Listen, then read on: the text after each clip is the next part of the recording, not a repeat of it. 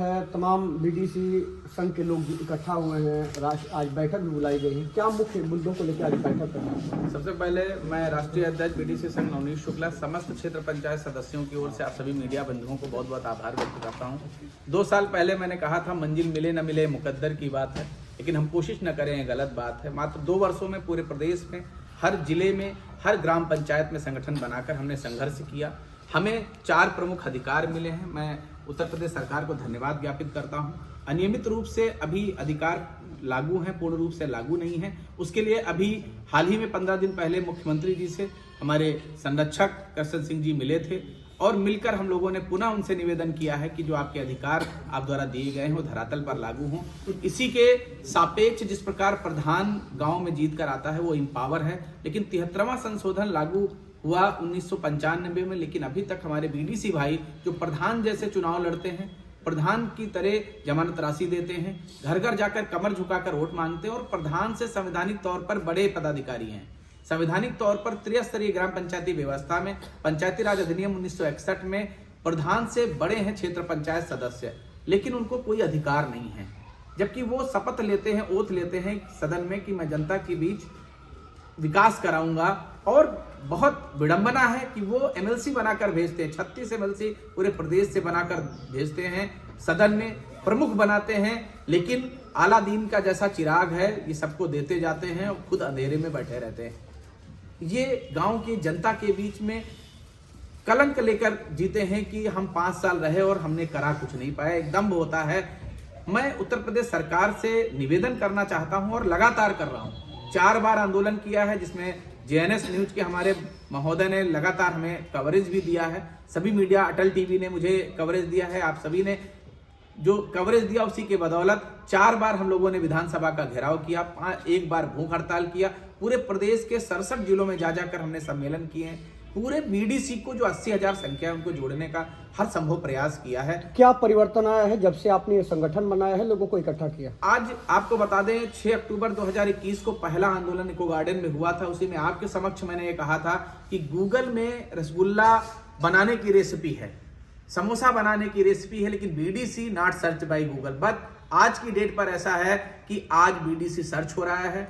कोई विधायक, कोई सांसद, कोई एमएलसी माननीय मुख्यमंत्री जी को हमारा संगठन प्रत्यक्ष रूप से 3 बार मिलकर, उप मुख्यमंत्री जी को, माननीय मंत्रियों को मिलकर अपनी पीड़ा से अवगत कराया है। उसका परिणाम है कि आज बीडीसी को पहचान मिली है। हमें प्रधानमंत्री जो आवास योजना होती है, लोगों को 1 घर मिलता है, हमारे बीडीसी भाई को पूरे प्रदेश में 80,000 घर मिल गए हैं। हम लोगों को एक दूसरे का परिवार के रूप में हम लोग जुड़ गए हैं और हमें सम्मान भी बढ़ रहा है, हमारा हमें अधिकार भी प्राप्त हुए हैं। हम अब मानदेय और विकास निधि, जैसे हमारे प्रधान भाई का विकास निधि है, कुछ उसका मद है जिससे वो जनता का विकास कराता है। हमारी प्रमुख मांग है विकास निधि, और 5,000 मानदेय प्रति माह प्रधान को मिलता है। कम से कम 7,000 मानदेय हमारे बीडीसी को भी मिले, जिससे कि प्रधान से बड़ा वो अपने को महसूस कर सके, क्योंकि इसकी राजनीतिक हत्या होती है। और मैं आपके माध्यम से, आज मेरा जन्मदिन है, इस अवसर पर आज वार्षिक बैठक केवल पदाधिकारियों को पूरे प्रदेश से बुलाई गई है। हर ब्लॉक से, हर जिले से लोग यहाँ पर आ रहे हैं, आ गए हैं बहुत सारे जिलों से। उसमें मुख्य हमारा एजेंडा यही है कि हमारे बीडीसी भाई की राजनीतिक हत्या नहीं होनी चाहिए। है बहुत अंधियारा, अब सूरज निकलना चाहिए। जिस तरह से भी हो इन बीडीसी भाइयों की सूरत बदलनी चाहिए। और छीनता है हक तेरा कोई हो, छीनता है हक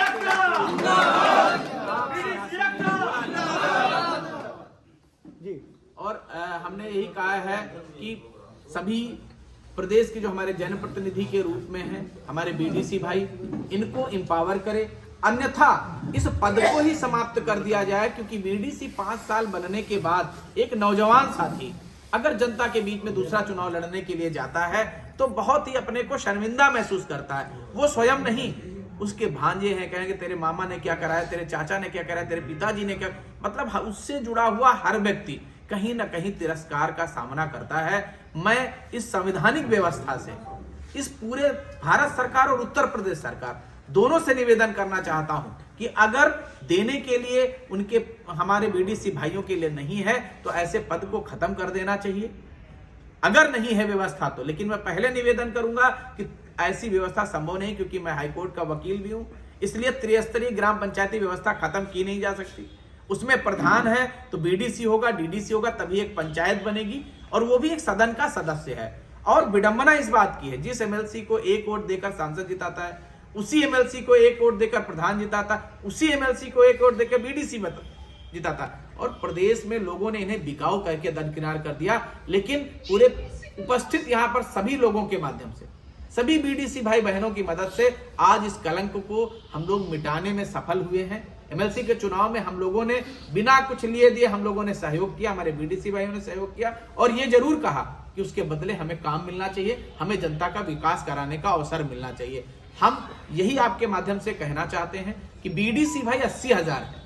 अगर विकसित राष्ट्र का सपना ये भारत देश देख रहा है तो मैं दावे के साथ कहता हूं इन 80,000 हमारे नौजवान साथियों या हमारे बीडीसी भाइयों के बगैर संभव नहीं हो सकता है। अगर विकसित भारत का राष्ट्र का सपना माननीय प्रधानमंत्री जी जल्दी पूरा करना चाहते हैं तो 59,000 ग्राम प्रधानों के साथ 80,000 जो 2000 पर चुनकर हमारे बीडीसी आए हैं, इनको अपना साथी बना ले तो दाएं और बाएं हाथ की तरह हम उत्तर प्रदेश नहीं पूरे भारत को विश्व में बहुत तेजी से आगे बढ़ाकर विकसित राष्ट्र बनाने में सफल हो जाएंगे। आप दावा कर रहे हैं कि बीडीसी को मजबूत हम कर रहे हैं, लेकिन आज की यह बैठक जो है जिस तरह से होनी चाहिए उस तरीके से नहीं हो पाई, क्या मुख्य वजह है?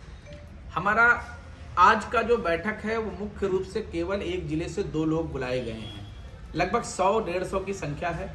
मौसम खराब होने की वजह से कुछ लोग अभी बाहर हैं, धीरे धीरे आ रहे हैं। मुझे पूरी आशा है कि बेहतर हो रही है।